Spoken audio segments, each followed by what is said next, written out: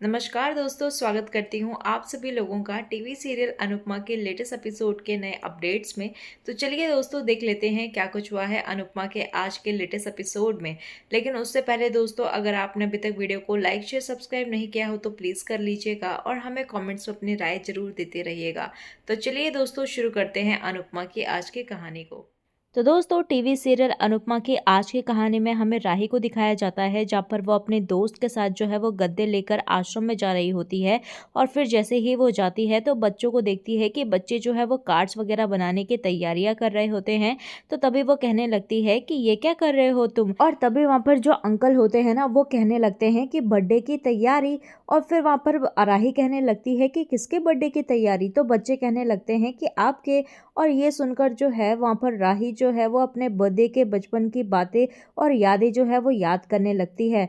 और फिर वो कहने लगती है कि आपको किसने कहा कि मेरा बर्थडे है। और तभी वहाँ पर वो अंकल कहने लगते हैं कि बेटा, तुम्हें तो पता ही है, जो जिस दिन इस आश्रम में आया है उसी दिन से उसका वहाँ पर बर्थडे माना जाता है। और तभी वहाँ पर राही जो है वो गुस्सा हो जाती है और कहने लगती है कि मुझे नहीं बनाना है अपना बर्थडे, प्लीज आप दशहरे को जो है वो दशहरे की तरह मनाइए। और तभी वो वहाँ से गुस्से से चली जाती है। तो उसकी दोस्त कहने लगती है कि हर साल ऐसा ही होता है, जब भी हमने राही का बर्थडे मनाने की कोशिश की तो वो ऐसे ही गुस्से से जो है वो चली जाती है। और फिर वहाँ पर अंकल भी कहने लगते हैं कि पता नहीं ये अपने अंदर जो है वो कौन सा दर्द छुपा के बैठी हुई है। और तभी हमें सीरियल में जो है वो अनुपमा को दिखाया जाता है, जहाँ पर वो अंश के साथ जो है वो बस में बैठकर जा रही होती है द्वारिका। और तभी वहाँ पर अंश जो है वो नींद में होता है, तो वो उसे थोड़ा केयर करते हुए नजर आती है। तो तभी वहाँ पर आद्य की आवाज आती है और वो कह रही होती है कि आपको सभी की चिंता है, बस मेरी ही नहीं।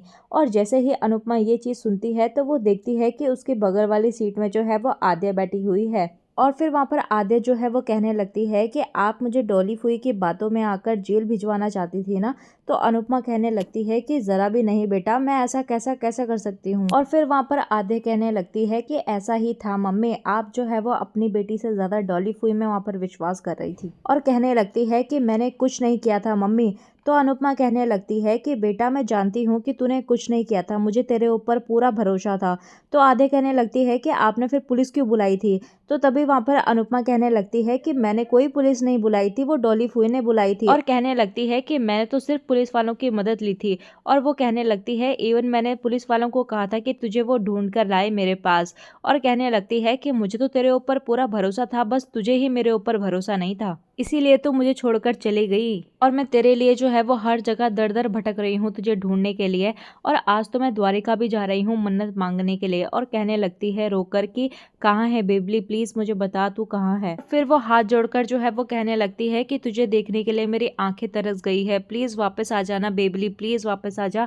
तो यहाँ पर आद्या कहने लगती है कि नहीं, मैं नहीं आऊंगी, मैं कभी नहीं आऊंगी। और फिर वहाँ पर अनुपमा कहने लगती है कि बेबली, तू जहाँ कहीं पर भी है ना, मैं तुझे ढूंढ कर ही निकालूंगी और अब मैं तेरे बिना नहीं रह सकती। और फिर हम देखते हैं कि अचानक से गाड़ी का ब्रेक लगता है, जहाँ पर अनुपमा की नींद खुल जाती है और उसे एहसास होता है कि अभी तक वो जो कुछ भी देख रही थी वो सिर्फ एक सपना था। और तभी हमें सीरियल में जो है वो तोशु को दिखाया जाता है, जहाँ पर वो काफी ज्यादा गुस्सा हो रहा होता है, क्योंकि उसके पास जो है वो काम आया हुआ होता है लेकिन लोग कम होते हैं।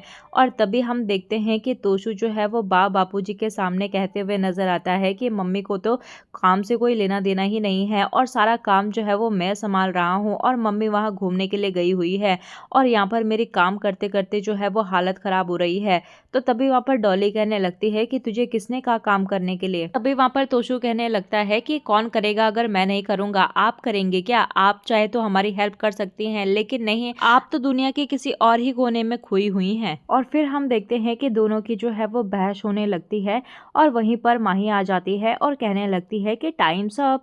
और तभी वो कहने लगती है कि आज मैंने जो है वो एक बहुत ही अच्छी डिश बनाई है और आप इसे टेस्ट करके बताइए कि कैसे बनी है। और फिर वहाँ पर डॉली कहने लगती है कि तुझे दिख नहीं रहा है कि दो आपस में बड़े बात कर रहे हैं तो बीच में बोलने की क्या जरूरत है। और तोशु भी कहने लगता है कि कितनी बार कहा है कि हमारे फैमिली मैटर्स में मत बोला कर। तो परी जो होती है वहाँ पर, वो माही को ऐसे सेट देखकर कहने लगती है कि तू इनको क्यों टेस्ट करा रही है, तू भूल गई कि मैं तेरी ऑफिशियल टेस्टर हूँ और तू मुझे टेस्ट करा पहले। तो जैसे ही यहाँ पर माही जो है वो परी को खिलाने ही वाली होती है कि वहाँ पर किंजल आ जाती है और उसका हाथ पकड़ लेती है और कहने लगती है कि तुम्हें और मम्मी को कितनी बार समझाना पड़ेगा कि परी जो है वो वेट लूज कर रही है। और कहने लगती है कि अगर तुम्हें कुछ अच्छा ही बनाना है तो प्लीज़ हेल्दी चीज़ें बनाया करो, और अगर तुम्हें ऐसे ही अनहेल्दी खाना बनाना है तो खुद ही टेस्ट किया करो। फिर वहाँ पर माही जो है वो सैड होकर कहने लगती है कि सॉरी भाभी। और फिर वहाँ पर किंजल भी कहते हुए नजर आती है कि तुम्हें जो कुछ बनाना है बनाओ, खाओ पियो, लेकिन प्लीज़ मेरी बेटी को जो है वो बख्श दो। और तभी हमें सीरियल में आगे जो है वो राही का अनाथ आश्रम दिखाया जाता है, जहाँ का मालिक जो है वो उस आश्रम को खाली करवाने के लिए आ जाता है और सारा का सारा सामान निकाल कर फेंकने लगता है। और तभी हम देखते हैं कि वो जो अंकल होते हैं ना, वो उसे बहुत ही ज़्यादा मनाने की कोशिश करते हैं कि प्लीज़ ऐसा मत कीजिए, और उसके सामने गिड़गिड़ाते हुए भी नज़र आते हैं और कहते हैं कि प्लीज़ एक बार जो है वो राही को आने दीजिए, उसके बाद हम देखते हैं। और तभी हम देखते हैं कि यहाँ पर राही भी पहुँच जाती है अपनी दोस्त के साथ, और वो डंडा लेकर खड़ी हो जाती है और कहने लगती है कि खबरदार हाथ भी लगाया तो। और फिर हम देखते हैं कि राही और मकान मालिक की जो है वो आपस में तू तू मैं होती है, तो यहाँ पर इनके बीच में झड़प भी होती है। तो तभी वहाँ पर मकान मालिक जो है वो गुस्से से घर खाली करने के लिए कहते हुए नजर आता है, लेकिन यहाँ पर जो अंकल होते हैं ना, वो सारी की सारी सिचुएशन संभाल लेते हैं। तो और मकान मालिक के पाँव में गिरकर रोते हुए और गिड़गिड़ाते हुए नजर आते हैं और थोड़ा और टाइम लेते हुए नजर आते हैं। और वहाँ पर मकान मालिक जो है वो मान जाता है और कहता है कि मैं तुम्हें 7-8 दिन की और मोहलत देता हूँ, और इस दिन के अंदर जो है या तो पैसे लौटा देना या तो फिर इस आश्रम को खाली कर देना। और तभी हम देखते हैं कि मकान मालिक ये सब बातें कर कर जो है वो वहां से चला जाता है। तो राही काफी ज्यादा परेशान हो जाती है, और साथ ही साथ में वहां पर अनाथ आश्रम के सभी लोग जो है वो परेशान नजर आते हैं, और फिर वो भगवान के पास जो है वो प्रार्थना करते हुए नजर आते हैं। और वहीं हमें दूसरी ओर जो है वो अनुपमा और अंश को दिखाया जाता है, जो कि द्वारिका में पहुंच जाते हैं। और तभी अंश जो है वो उसी बुकिंग नंबर पर कॉल करते हुए नजर आता है जहां पर उसने अनाथ आश्रम में रहने की बुकिंग की थी। फिर यहाँ पर राही के अंकल जो है वो कॉल रिसीव करते हैं और उनसे बातें करने लगते हैं, और वो कहते हैं कि हम तुम्हें लेने के लिए जो है वो किसी को भेज देंगे। और तभी वहाँ पर अंकल जो है वो राही से कहने लगते हैं कि वो आ चुके हैं, और वो 2 लोग हैं और एक औरत है और एक उनका रिलेटिव है, तो तभी तुम्हें लेने के लिए उसे जाना होगा। और तभी वहाँ पर राही कहने लगती है कि भगवान करे जैसा आपने बोला है वैसा ही हो, और द्वारिकाधीश ने जो है वो उन्हें हमारी मदद के लिए ही भेजा हो। तो फाइनली दोस्तों, यहाँ पर जो राही होती है ना, वो अनुपमा को लेने के लिए पहुंच जाती है बस स्टेशन। तो बस स्टेशन में जाते जाते उससे पहले ही यहाँ पर राही का फ़ोन जो है वो पानी में गिरकर ख़राब हो जाता है, जिसकी वजह से वो कॉल नहीं कर पाती। तो यहाँ पर वो वहाँ पर कॉलिंग बूथ पे जाके जो है वो अंकल को कॉल करती है और कहती है कि जो लोग आ रहे हैं ना, वो उनकी मुझे डिटेल दे दीजिए और नाम और नंबर दे दीजिए। और तभी वहाँ पर अंकल बताते हैं कि जो लोग आ रहे हैं वो अहमदाबाद से है, और जैसे ही वो नाम जो है वो बोलने ही वाले होते हैं, तो यहाँ पर राही जो होती है वो अहमदाबाद सुनकर ही कहने लगती है कि मैं नहीं जाऊंगी उनको लेने के लिए। तो फिर वहाँ पर अंकल कहने लगते हैं कि अरे क्यों, क्या हुआ? तो तभी वहाँ पर राही कहने लगती है कि अहमदाबाद से आने वाले ही हर कोई मेरे लिए अनजान है, और कहने लगती है कि जिसको आना होगा ना वो आश्रम ढूंढते हुए खुद आ जाएगा, लेकिन मैं नहीं जाऊंगी। और तभी यहाँ पर सब कुछ बोलने के बाद जो है वो राही फोन काट देती है और काफी ज्यादा परेशान नजर आती है। तो अनुपमा भी उसके पीछे ही खड़ी हुई होती है, लेकिन वो एक दूसरे को देख ही नहीं पाते। और फिर यहाँ पर हम देखते हैं कि अनुपमा का जो पर्स होता है ना, वो एक चोर लेकर छीन कर भाग जाता है।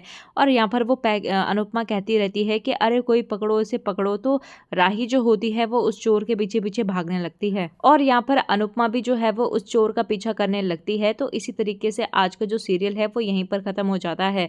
तो दोस्तों, आपको क्या लगता है कि अनुपमा अपनी बेटी आद्या से मिल पाएगी या नहीं? हमें कमेंट सेक्शन में अपनी राय जो है वो जरूर दीजिएगा। और दोस्तों, अगर आपको आज की ये वीडियो पसंद आए तो प्लीज वीडियो को लाइक शेयर सब्सक्राइब जरूर कीजिएगा। मिलते हैं आपको नए अपडेट्स के साथ, तब तक के लिए नमस्कार।